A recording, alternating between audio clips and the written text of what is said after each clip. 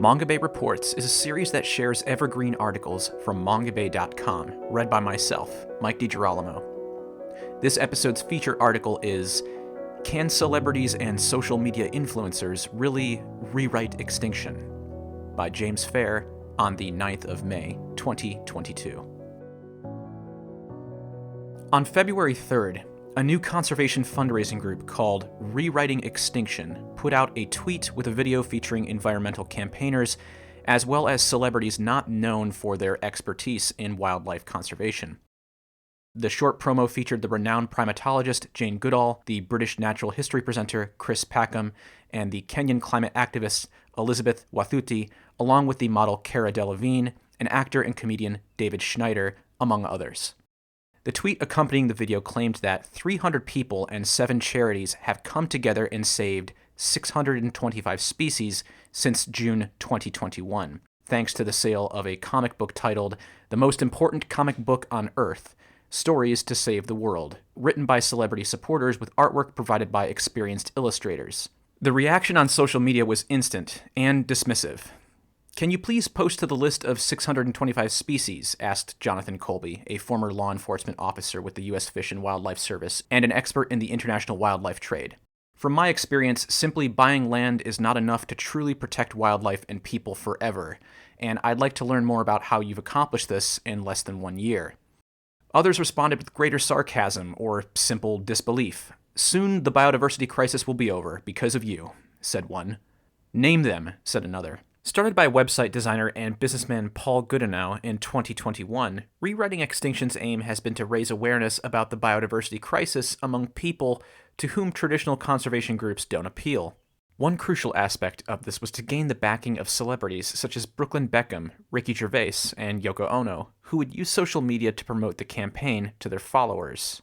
"Our strategy was to talk to people like my dad," Goodenow said.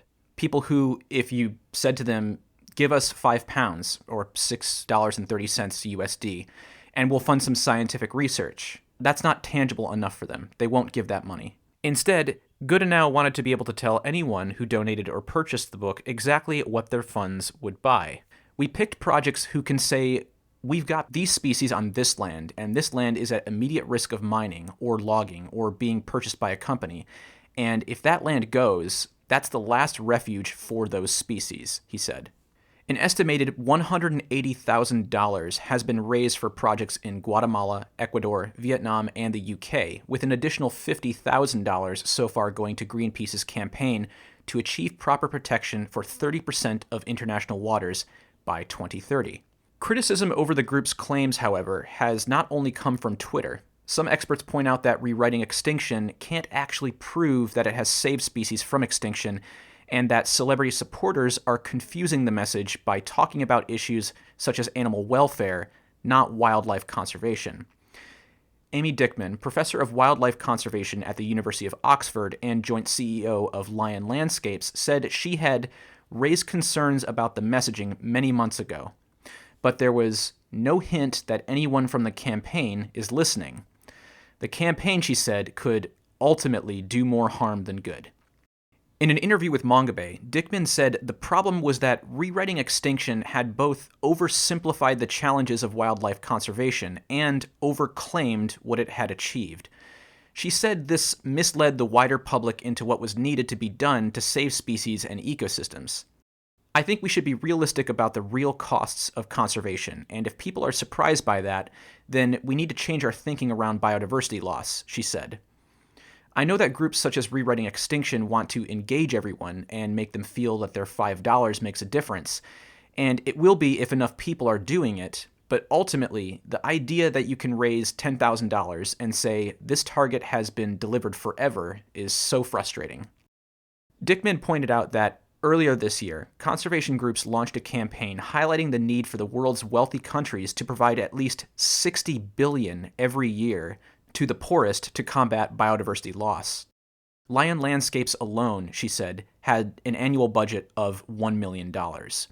But Chris Packham, best known as the main presenter of the British natural history program Springwatch, and as a high-profile campaigner on issues such as raptor persecution, said in an interview that although Rewriting Extinction had gotten things wrong in the tweet, calling it out about them so publicly was also a mistake. The knee-jerk, "this is all rubbish, what a bunch of prats," doesn't help, he said. It's counterproductive and takes people's eyes off the mission, which is sincere. They're trying to draw attention to the climate and biodiversity crisis, and they're trying to do it in a way that other NGOs can't or don't, and therefore it's worthy of support. Critics of Rewriting Extinction should have shown more tolerance and seen the bigger picture, he added. If I were them, and I had all these people piling in on me, I'd have just thought, oh God, why have we bothered to do this? We're trying to help. Why are all these people shouting at us? Money raised from the sale of the comic book has been passed to the long-established organizations such as the World Land Trust, WLT, a conservation group that has been using the buy an acre of rainforest model since 1989. In this case, WLT then sent the funds to Funda Eco, its local partner in Guatemala, to help management of Laguna Grande, a 2,000-hectare or 5,000-acre reserve on the country's Caribbean coast that's home to a wide range of tropical species, including West Indian manatees, Yucatan black howler monkeys, and red-eye tree frogs.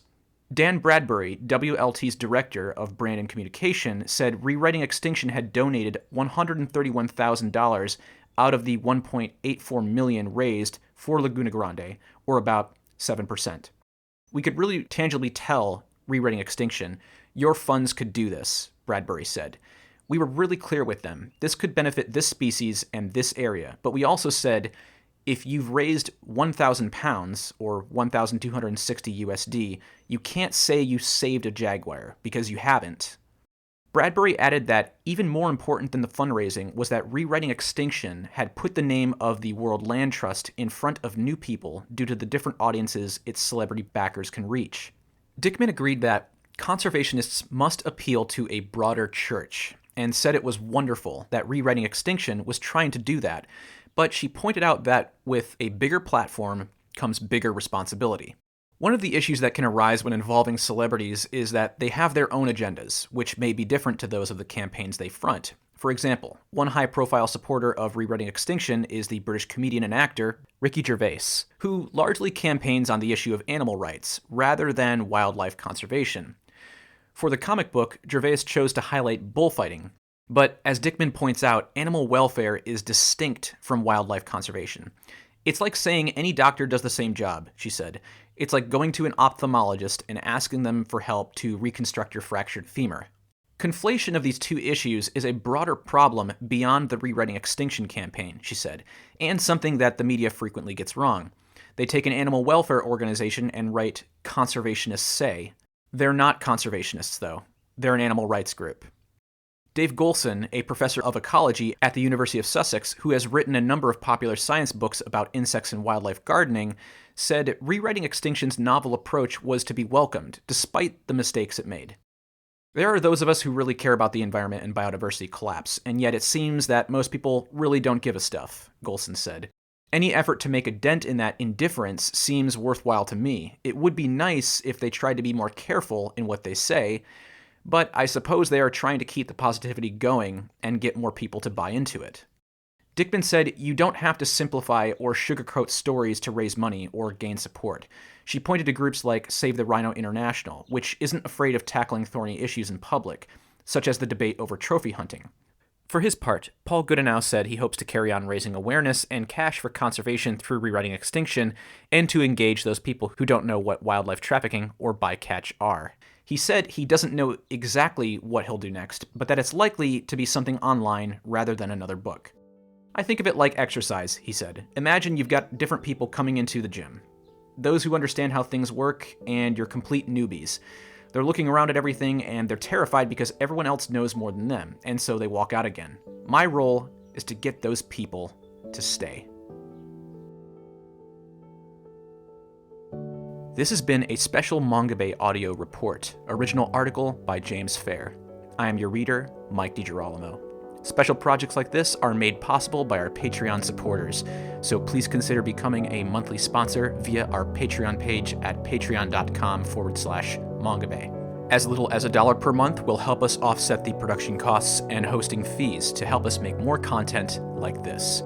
Keep up with all of Mongabay's news from Nature's Front Line at mongabay.com. Get updates from Twitter, Facebook, or Instagram, where our handle is @Mongabay. Thanks for listening.